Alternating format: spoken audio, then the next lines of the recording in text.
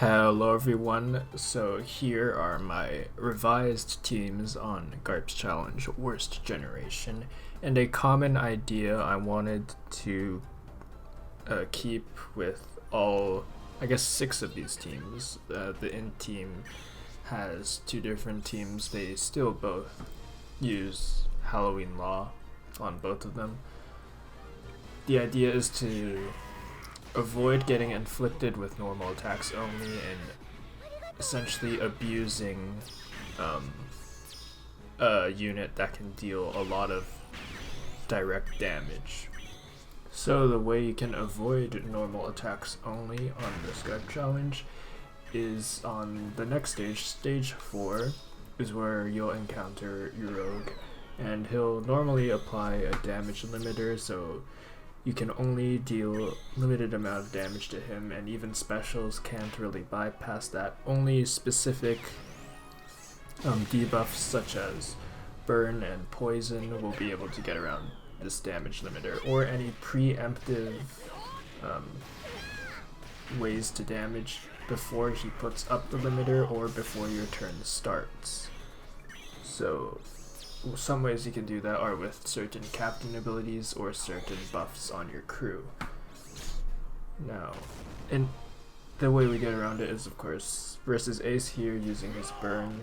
The burn is all you need. It'll do exactly 2 million damage, which is the exact amount you need to bypass the final damage limit, which is 2 million, and that is also the turn where you get inflicted with NAO. You will need to charge up his versatility before this stage, but that should not really be too big of a problem since you get a full board of matching orbs at the start, and Snake Man should be able to provide you with another full board. One nice thing about this team is that you will basically always have a matching orb on every character, since the combined captain abilities of versus Ace and Akainu, they make all orbs beneficial, all type orbs and recovery in tandem.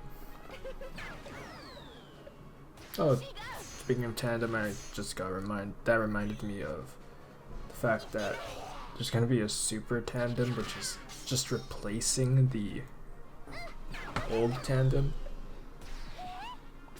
Just gonna be interesting. I don't know how good it's gonna be yet. We haven't seen any examples.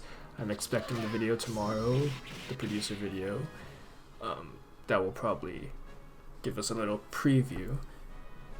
This chopper on this team, by the way, as you can see, he really only just provided a heal and damage threshold reduction.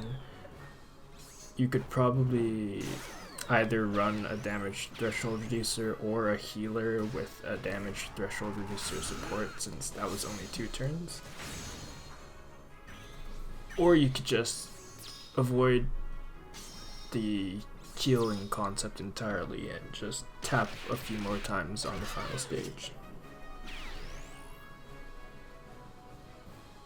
One interesting thing I found is that this Kuma, PvP Kuma, and Halloween Law have, on paper, like, reading their captain abilities, you'd think they'd have a similar captain ability, but I found that Kuma's works slightly differently for some odd reason.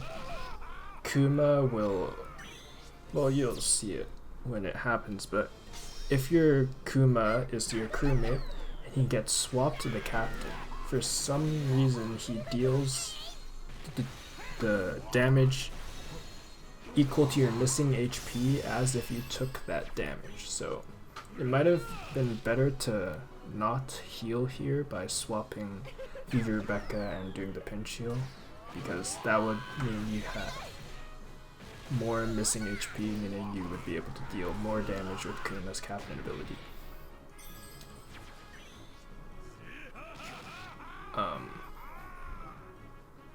Very big important thing that you need to know is that if you exit the game and restart while the enemy's preemptives are still happening, you will be able to guarantee that the captain swap occurs on Kuma, who is the middle right unit.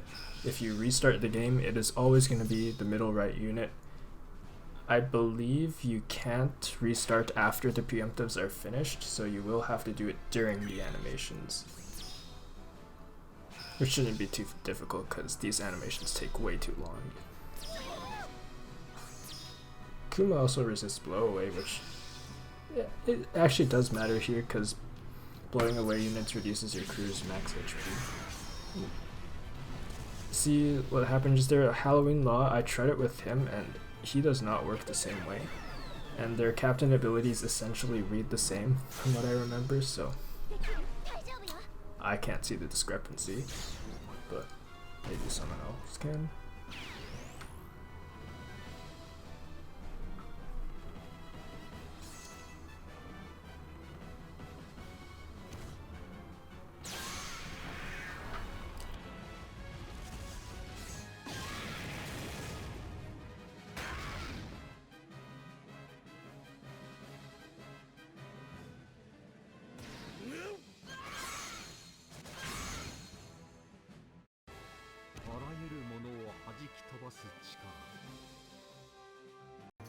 Now when making this team, I thought I wanted to use Kaido as both captains since that is a lot of damage as long as there is no normal attacks only. But I found that a better way to do that is to just put this Zoro as captain, since on the Scarp challenge it is incredibly easy to trigger his captain ability, which requires you to take 20,000 damage, and on stage 3 or so, there will be the 3 supernovas that just attack you on turn 1, and they don't really do much. So that is the perfect opportunity to trigger this captain ability, and once it's triggered, it'll keep triggering over and over again. It's pretty powerful when there's no normal attacks only too. It's essentially 2 20% health cuts and an increased damage multiplier. The important part here is that you get the health cuts before your rogue can apply his damage limiter or before it matters. And Kaido on this crew is also here for another 20% HP cut, since that is a part of the team buff that will occur at the beginning of each stage.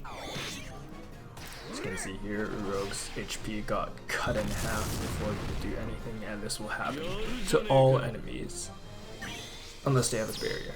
I think Killer has a barrier on the next stage, so you don't even have to do much here since Kaido's end of turn damage takes care of most of it.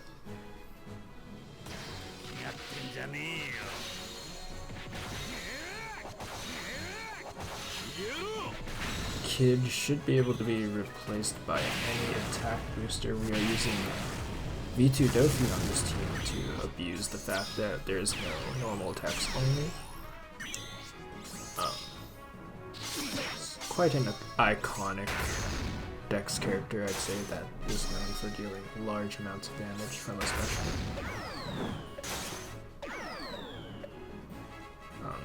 Zoro and Kaido's 50% HP cut does help. I'll say that. I don't think you can replace Barto on this team. He's pretty useful with his chain lock carrying over into this stage, and this is the stage where you want to be dealing overkill damage to fuel Dofi's special. That support Luffy is just to ensure that you have some matching orbs. It's incredibly unlikely that you will not get any matching orbs with that. You really only need 1 or 2 matching orbs here, since you can only attack with 1 or 2 characters. So just attacking with your high base attack characters, so Zoro, Kaido, or Kid here, they should have the highest attack since they are legends, and recent legends This clip is from a few months ago. I never bothered making a video out of it, so he is not 6+. even right now on my account, he is not 6+ since I only managed to pull 4 skulls out of 5 for him. I honestly just forgot about Kazuna at that time.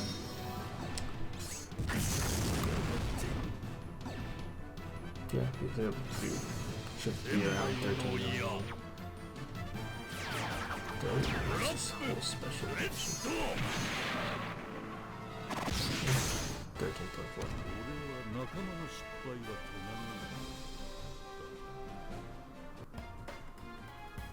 Now this team, unlike the other teams, doesn't really have a specific character that does a bunch of damage on the final stage.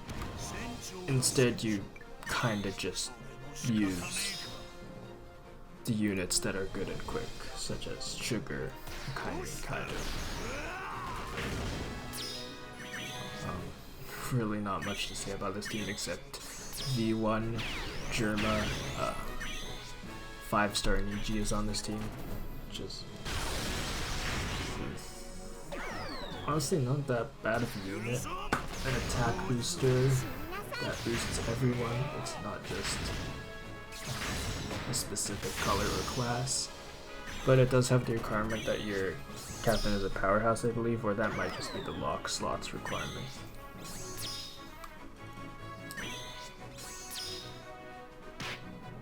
Ors and Smoker are on this team because they have the passive to resist blow away, which is quite good against a boss that blows away the bottom 2 units. Since keeping crewmates on the crew lets you, first of all, deal more damage and build a higher chain.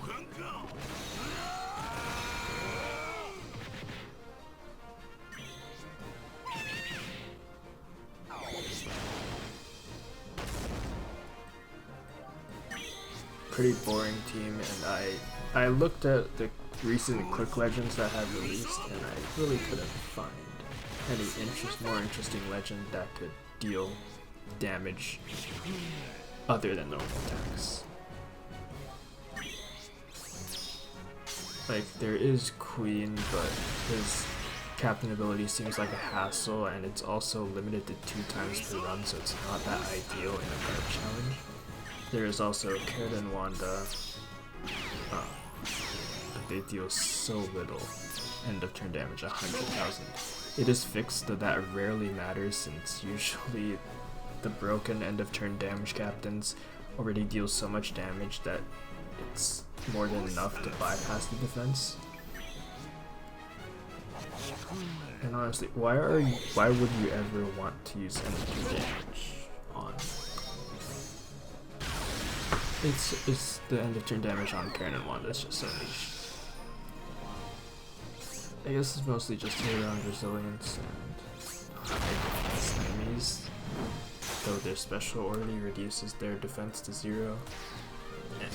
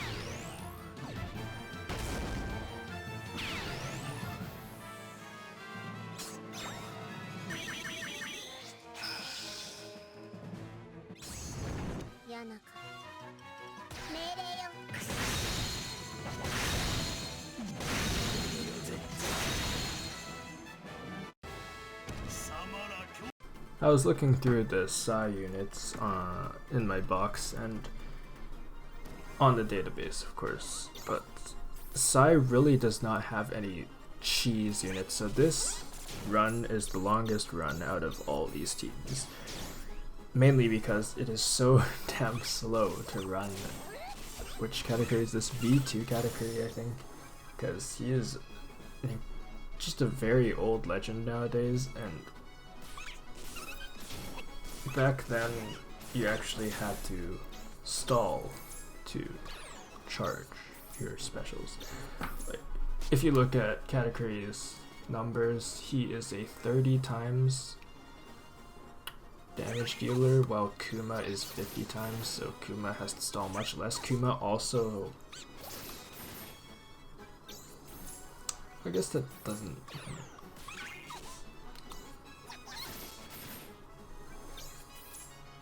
it's just painful to stall.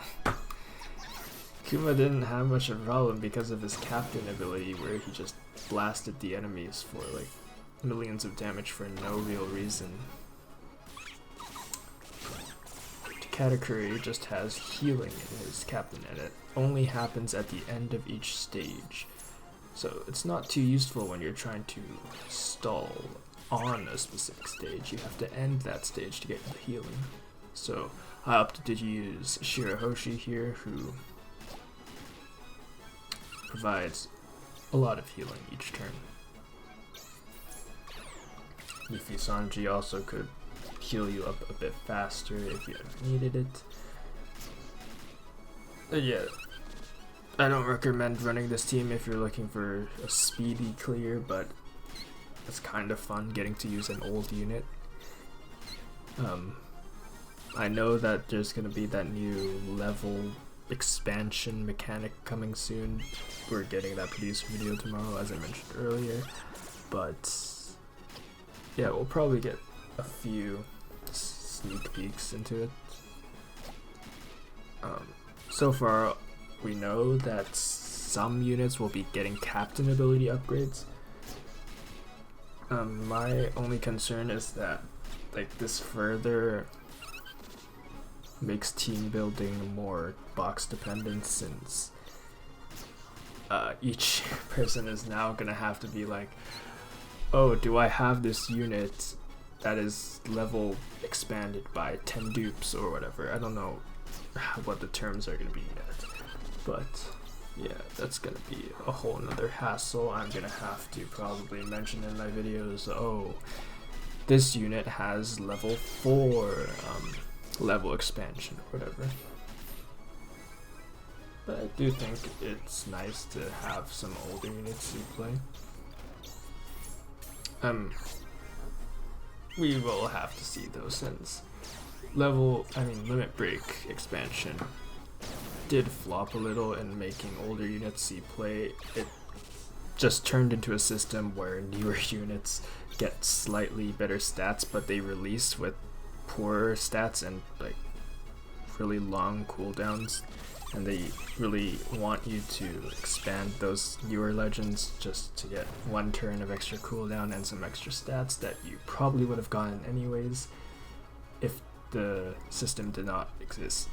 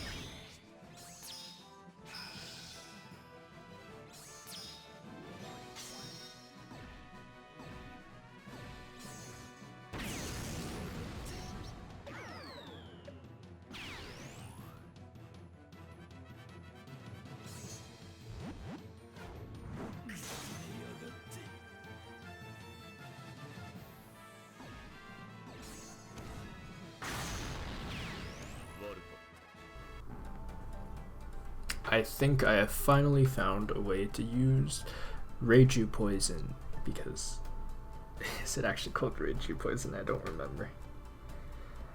I think it is called Reiju Poison, but man, her legend is so underwhelming. Like, even when her poison mechanic works, it's just not that great. You'll see on the Blackbeard stage an example where I think it's meant to be used, but the problem is,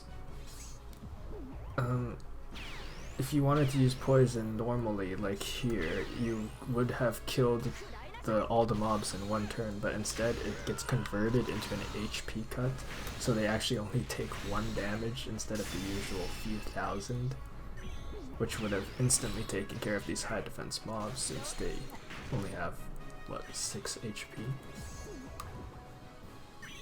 The combo of Kizuna Magellan and Legend Reiju is nice, though the change they made to enemies so that they now have immunities before their preemptives is... It's whatever, like, I understand it helps balance the game, but it just nerfs Kizuna Magellan and Reiju, since if you could do that, Reiju would be a lot better being able to just reduce any enemy's HP by 30% regardless of normal attacks. Here we are using Reiju Special to remove the enemy poison so that their HP is reduced, and then we reapply poison with Caesar so that their HP is reduced again at the end of the turn.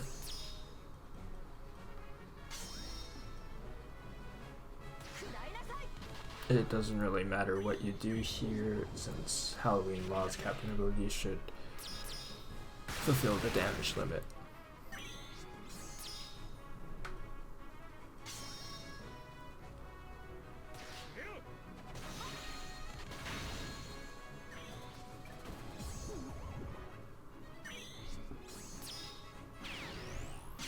I will say, looking back at this now, against enemies that don't have poison immunity, Reiju and Magellan combo really isn't that bad. You get a big heal and a big HP cut at the end of each turn. Though most content nowadays, you will just die after the first turn you stay on a specific stage, or get 20 turns of slot bind, or have your captains disband for 10 turns, depending on, you know, the newest legend. Does the newest legend resist, what debuff? Do they resist chainlock? I don't think a legend will resist chainlock anytime soon, since chain boosts are one of the biggest sources of damage.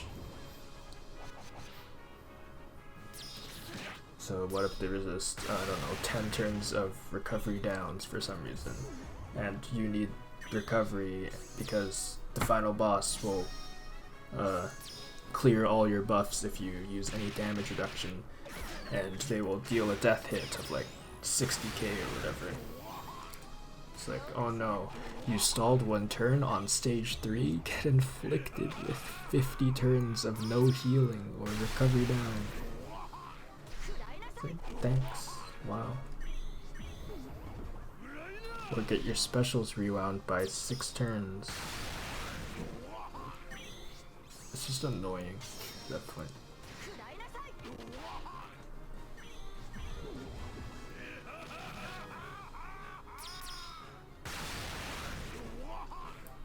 Yeah, here's what I was talking about earlier, where you just HP cut, heal, and Law does flat damage. So works out pretty well.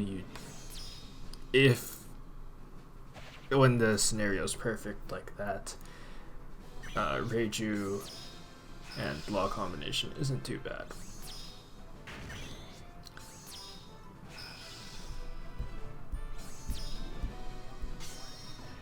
It really does confuse me why Law doesn't work the same way as Kuma does, but I guess Kuma needed the improvement. I can't say buff, it's not really relevant in most situations, but if you don't know what I'm talking about, you can just go look at the strength team on the final boss stage. You'll see that when Kuma gets swapped to the captain, he deals damage equivalent to the missing HP, while Law just sits there and does nothing, I guess. It's interesting. And for this next team, I won't have any commentary. You probably don't care about the commentary anyways. Because this is from a few months ago, and I don't remember what I was thinking when I built this team. I'm not saying that, like, I'm saying I can't give any advice on replacements. It's not like I even spend my time giving advice. I just kind of speak. But yeah, I don't know if Nico Robin swappability was relevant at all. Nor do I know if a Kainu is really needed. It's just to make the stage faster, I think.